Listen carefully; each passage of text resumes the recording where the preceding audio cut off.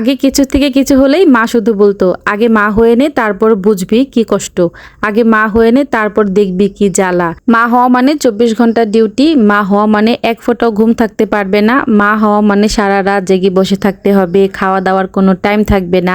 সব মিলেই আমার দিনকাল এখন এরকমই যাচ্ছে। সো হ্যালো এভরিওয়ান, আসসালামু আলাইকুম। আপনারা সবাই কেমন আছেন? আমি আলহামদুলিল্লাহ ভালো। খুব সকালে ঘুম থেকে উঠতে হয়, কারণ বাচ্চারা যদি উঠে যায় সকালের কাজগুলো একদম এলোমেলো হয়ে যায়, আর রাতে ঠিক মতন ঘুমও হয় না। সকালবেলা বাবু জাগিয়ে দেয়, তো বাবুকে ঘুম পাড়িয়ে সকালে আর ঘুমাতে পারি না, উঠেই পড়ি। তো যাই হোক, উঠলাম, নাস্তা করলাম, বাচ্চা কাচ্চাগুলোকে ঘরে রেখে তারপর এখন রান্নাঘরে চলে যাব। এমন মুহূর্তে বাবু উঠে পড়েছে, ভাবলাম বাবু যখন উঠেই পড়েছে ওকে গোসল করিয়ে রেখে যাই। আর সারাদিনের ভিতরে ঘর যতই গুছাই, এই যে আমার একটা বিচ্ছু ছেলে আছে, এই ছেলেটা সব কিছু এলোমেলো করে ফেলে। মেয়েটা নাকি একটু শান্তশিষ্টই হয়, তার মানে আমার মেয়েগুলো একটু শান্ত হবে। আর ছেলেটা খুবই দুষ্টু, মানে ও হচ্ছে সবকিছু এলোমেলো করে ফেলে, কোনো কিছু গুছিয়ে রাখতে দেয় না। সারা দিনে আমি কয়বার যে ঘর দুয়ার গুছাই সেটা আর বলার বাহিরে। তো বাবুকে গোসল করে তারপর রান্নাঘরে চলে আসলাম। আর বড় দুজনকে বাইরে ছেড়ে দিয়েছি, ওরা এখন বাইরে খেলাধুলা করবে, আমি রান্না করব। আর ছোটটাকে একদম খাইয়ে ঘুম পাড়িয়ে তারপর হচ্ছে রেখে এসেছি ঘরে। তো এদিক থেকে আমি মাছগুলোকে কেটে নিলাম। এই দুটো মাছ আমাদের পুকুর থেকে ধরা হয়েছে, তো পুকুরের মাছগুলো গরম গরম ভাজি করে খেতে কিন্তু দারুণ মজা লাগে। আর আমি যেহেতু বাবুকে গোসল করাচ্ছিলাম, একটু রান্নাঘরে আসতে লেট হয়ে গেছে, যে কারণে আমার শাশুড়ি মা ভাত আর ডালটা রান্না করে নিয়েছে।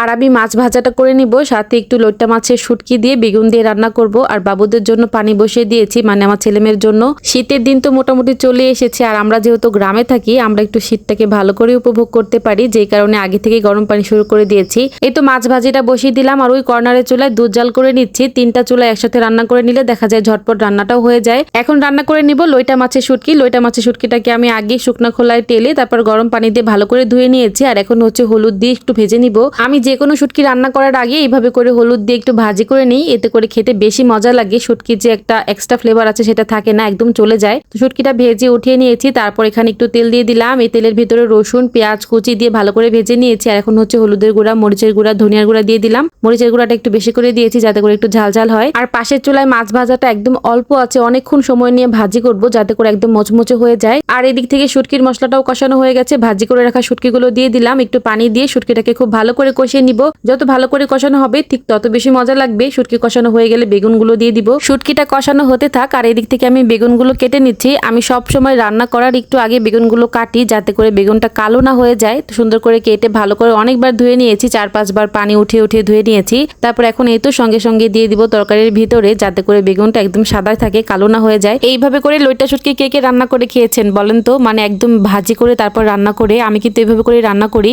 আপনারা যারা কখনো এইভাবে করে রান্না করে খাননি, আমার রেসিপিতে একবার ট্রাই করে দেখতে পারেন, অনেক বেশি মজা লাগে। এই তো বেগুনটা দিয়েও ভালো করে কষিয়ে নিয়েছি। কষানো হয়ে গেলে অল্প একটু পানি দিয়েছি যাতে করে খুব তাড়াতাড়ি হয়ে যায়। আর বেগুনটা যেহেতু নরম সবজি খুব তাড়াতাড়ি হয়েও যাবে। আমার কিন্তু রসুন বাটা একদমই ছিল না, পাশের বাড়ির ভাবিকে দিয়ে কিছুটা রসুন ছিলে নিয়েছি। এখন এগুলোকে ভালো করে ধুয়ে ব্লেন্ডার করে নিচ্ছি। ব্লেন্ডার করে বক্সে করে ডিপে রেখে দিব। আর এই রসুনটুকু মোটামুটি আমার 1 মাসের বেশি চলে যাবে। আমরা রসুন বাটা একটু কমই খাই, রসুন বাটা, আদা বাটা, জিরার গুঁড়া এগুলো একটু কমই লাগে। এই তো আমার রান্না বান্না কমপ্লিট। শুটকি ভুনাটা দেখতে যেমন হয়েছিল, খেতে কিন্তু তার থেকেও বেশি মজার হয়েছিল। মাছ ভাজাটাও কমপ্লিট। তো মাছ ভাজা তো সম্পূর্ণটা আমি একাই খেয়েছি, কারণ এই মাছে প্রচুর পরিমাণে কাটা থাকে। কাটার জন্য আমার জামাই, আমার শ্বশুর শাশুড়ি কেউই খায়নি, সম্পূর্ণ সবগুলো মাছে আমি খেয়েছি। দুপুরের খাওয়া দাওয়া কমপ্লিট করে এই তো বিকালে একটু কেক বানিয়ে নিব। এই কেকের রেসিপিটা আমি আমার ছোট ভাইয়ের কাছ থেকে শিখেছি। তো চকোফান যে বিস্কুটগুলো থাকে সেগুলো থেকে ক্রিমটা বের করে নিয়েছি, এই বিস্কুটটাকে সুন্দর করে ব্লেন্ডার করে গুঁড়া করে নিয়েছি। 1.5 টেবিল চামচ পরিমাণে চিনি দিয়ে দিলাম, সঙ্গে দুধ দিয়ে ভালো করে বিস্কুটের গুঁড়াটাকে মিশিয়ে নিব। এখানে আমি একটা জিনিস ভুল করেছি, যেটা হচ্ছে আমার বেকিং পাউডার দিতেই মনে ছিল না।